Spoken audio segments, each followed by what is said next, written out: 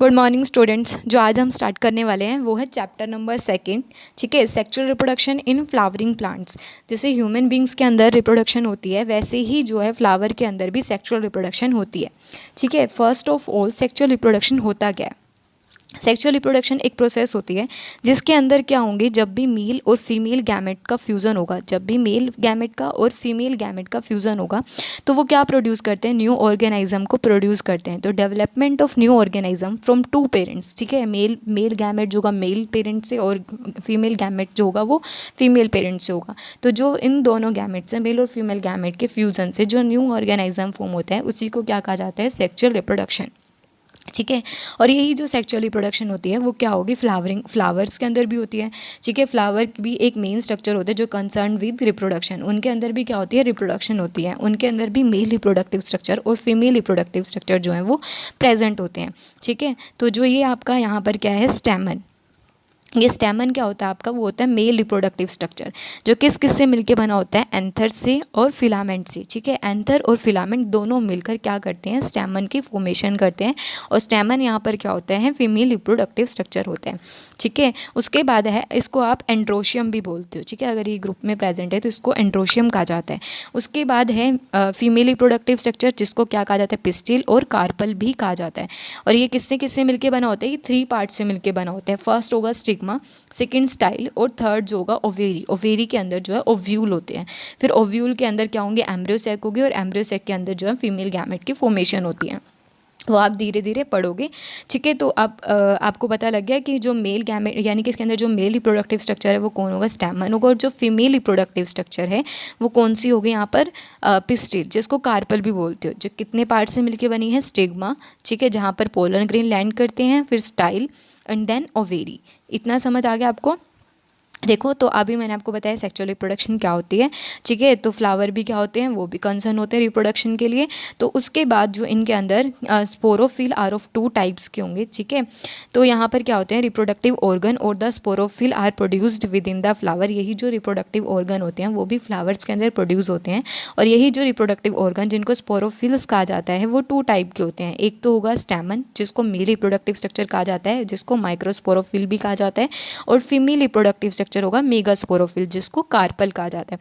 ठीक है, कार्पल को डिस्टिंग्विश किया गया है कैसे, यानी कि जो कार्पल है या पिस्टिल है, जो फीमेल रिप्रोडक्टिव स्ट्रक्चर है, ठीक है, वो किस किस पार्ट से मिलकर बनी हुई होती है, stigma, style and ovary. Ovary के अंदर फर्दर ओव्यूल होंगे।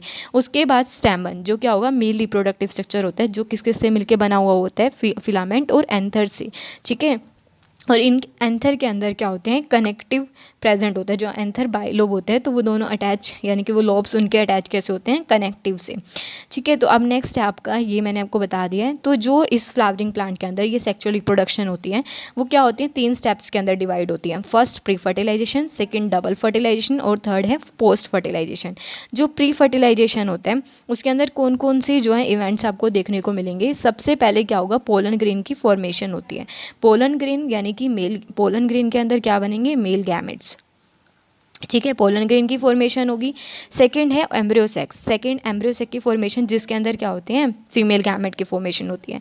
फिर पोलिनेशन होगा, इसी यानी कि transfer of pollen grain anther से स्टिग्मा में। यहाँ पर क्या करोगे आप, इस मेल गैमेट को फीमेल गैमेट तक जो ट्रांसफर कर रहे हो आप उसी को पोलिनेशन बोलते हैं। फिर आगे आप करोगे पोलन पेस्टल इंट्रैक्शन। ठीक है, तो ये सारे इवेंट्स जो आप प्री फर्टिलाइजेशन में आप पढ़ोगे। सबसे पहले है फर्स्ट की पोलन ग्रेन की फॉर्मेशन कैसे होती है। ठीक है, सबसे फर्स्ट है यहाँ पर कि पोलन ग्रेन की फॉर्मेशन कैसे होती है। आपको पता है कि जो पोलन ग्रेन की फॉर्मेशन है, ये पोलन ग्रेन है वो कहाँ पर फॉर्म होते हैं, वो एंथर के अंदर होते हैं।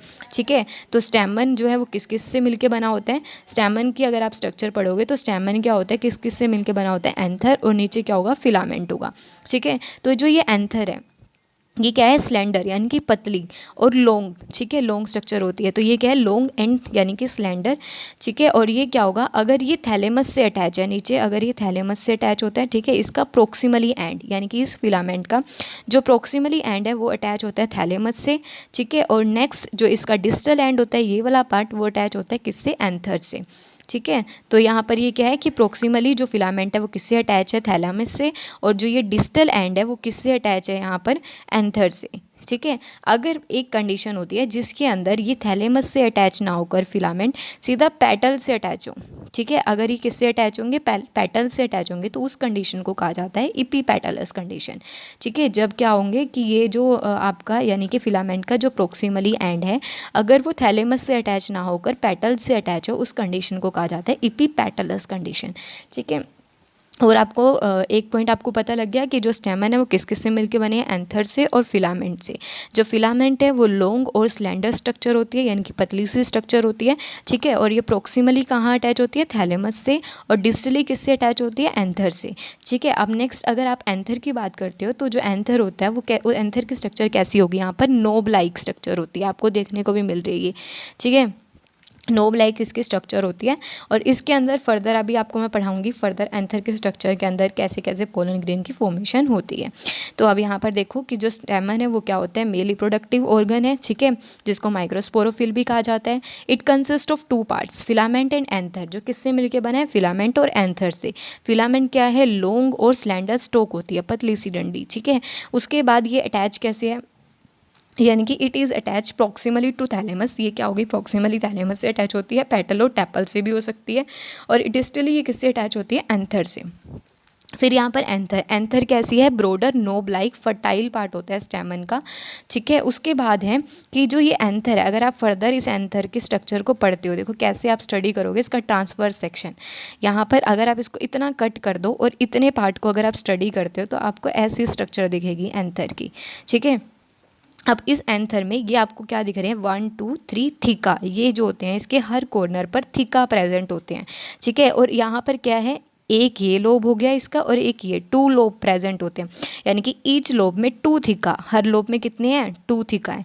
ठीक है, तो इसी वजह से इसको डायथीकस कहा जाता है कि हर लोब में कितने थीका प्रेजेंट है, कि इस हर लोब में एक ये लोब हो गया इसका यहाँ से लेकर यहाँ तक का, और एक ये लोब हो गया, तो हर लोब में क्या है, 2 थीका प्रेजेंट है, और 2 थीका प्रेजेंट होने की वजह से इस कंडीशन को डायथीकस कहा जाता है। ठीक है, तो इस कंडीशन को क्या कहा जाएगा, डायथीकस। फिर है आपका नेक्स्ट पार्ट कि इस कंडीशन को क्या कहा जाता है, डायथीकस। अब आगे बताती हूँ मैं आपको कि कैसे कैसे होते हैं इसके अंदर, कैसे स्ट्रक्चर होती है। ठीक है, फिर ये जो थीका है, इन थीका के अंदर सर्कुलर माइक्रोस्पोरेंजियम जो होंगे वो प्रेजेंट होते हैं, होमोजीनियस कॉम्पैक्ट सेल, और वो भी कैसे फॉर्मेशन होती है वो भी मैं अभी आपको बताती हूँ। ठीक है, और इसके अंदर क्या होंगे, स्पोरोजिनस टिश्यू प्रेजेंट होते हैं। ठीक है, और इनके फर्दर मॉडिफिकेशन होगी, कैसे लेयर्स की फॉर्म होगी वो भी मैं आपको बताती हूँ। इतना आपको समझ आ गया, और इस स्ट्रक्चर को टेट्रागोनल स्ट्रक्चर कहा जाता है। ठीक है, टेट्रागोनल स्ट्रक्चर कहा जाता है इसको। अभी आप पहले इतना समझो। ठीक है, स्ट्रक्चर जो है एंथर की, तो यहाँ पर क्या होता है कि it is bilobe tetragonal oblong knob like fertile part होता है स्टेमन का। Each anther lobe contain 2 long cylindrical pollen sac. जो है यहाँ पर क्या होते हैं, हर लोब के अंदर क्या होगी, हर लोब के अंदर 2 जो है सिलेंड्रिकल पोलन सेक, जिसको माइक्रोस्पोरेंजियम कहा जाता है, जो फर्दर क्या करती है, पोलन सेक की फॉर्मेशन करती है, जहाँ पर क्या होंगे, पोलन ग्रेन्स बनेंगे। ठीक है, वो इनकी कॉर्नर पे पाए जाते हैं। उसके बाद ये जो माइक्रोस्पोरेंजियम होंगे यहाँ पर देखने को मिलेंगे आपको यहाँ पर हर कॉर्नर पर। तो ये कैसे हैं, पैरेलल लाई कर रहे हैं। ठीक है, तो ये कैसे लाई करते हैं, पैरेलल। उसके बाद यहाँ पर क्या है कि जो माइक्रोस्पोरेंजिया हैं, यहाँ पर जो ये माइक्रोस्पोरेंजिया होते हैं उसकी सबसे बाहर वाली लेयर कौन सी होती है, एपिडर्मिस होती है। ठीक है, एपिडर्मिस जो है वो क्या हो जाती है, लास्ट में जब भी एंथर मैच्योर होता है तो मैच्योर होने के बाद ये सूख जाती है। ठीक है, इसके जो सेल्स होते हैं वो क्या होंगे, स्ट्रेच होंगे, आपस में स्ट्रेच कर जाते हैं, और उसके बाद ये क्या हो जाते हैं, सूख सूख कर टूटने लग जाते हैं जब भी एंथर जो होगा वो मैच्योर हुआ। ठीक है, तो अब देखो कि कैसे जो है ये माइक्रोस्पोरेंजिया फॉर्म होता है, कैसे एंथर मैच्योर होता है। देखो आपको सबसे पहले दिया हुआ है यहाँ पर कैसे जो है यहाँ पर लेयर्स की फॉर्मेशन होती हैं। सबसे पहले जो आपको यंग एंथर देखने को मिलेगा वो ऐसा होगा जिसके अंदर क्या होंगे, homogeneous mass of cells present होंगे। ठीक है, ये सेल्स आपको देखने को मिल रहे हैं। बाहर इनके क्या होगी, एपिडर्मिस होगी, सिर्फ इतना होता है। ठीक है, ये जब फिर मैच्योर होता है तो फर्दर फॉर्मेशन आपको देखने को मिलेंगी। फिर उसके बाद नेक्स्ट क्या होता है कि जब ये डेवलप हो रहा होता है तो एज्यूम करते हैं 4 लोब स्ट्रक्चर, ये आपको देखने को मिल रही है 4 लोब स्ट्रक्चर। ठीक है, हर लोब जो होंगी वो किससे मिलके बनी होती हैं, एक रो या फिर फ्यू रो हाइपोडर्मल सेल्स की। ठीक है, इनसे मिलके जो है ये बनी होती है, जिसको क्या कहा जाता है, आर्चिस्पोरियल सेल्स कहा जाता है। जब इन आर्चिस्पोरियल सेल्स के अंदर क्या होगा, ये फिर ये जो हाइपोडर्मल सेल है इनलार्ज होंगे, इनके बीच में एक न्यूक्लियाई होगी, ठीक है। ये किसकी तरह काम करते हैं, आर्चिस्पोरियल सेल्स की तरह।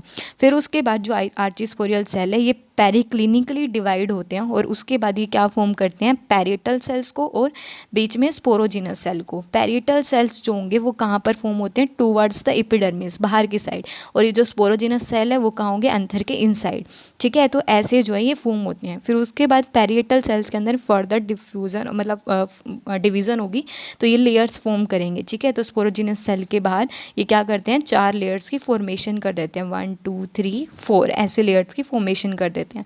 और वो लेयर्स कौन सी होगी वो भी मैं आपको बताती हूँ। इतना आपको समझ आ गया, ठीक है। तो अब यहीं पर आपको यही सब बोला गया है कि जो यहाँ पर माइक्रोस्पोरेंजिया है वो कैसे डेवलप हो रहे हैं, वो हाइपोडर्मली इन एंथर के अंदर, ठीक है। कैसे हो रहे हैं, आर्चिस्पोरियल सेल से, जो मैंने आपको बताया है कि कैसे आर्चिस्पोरियल सेल से फॉर्म हो रहे हैं।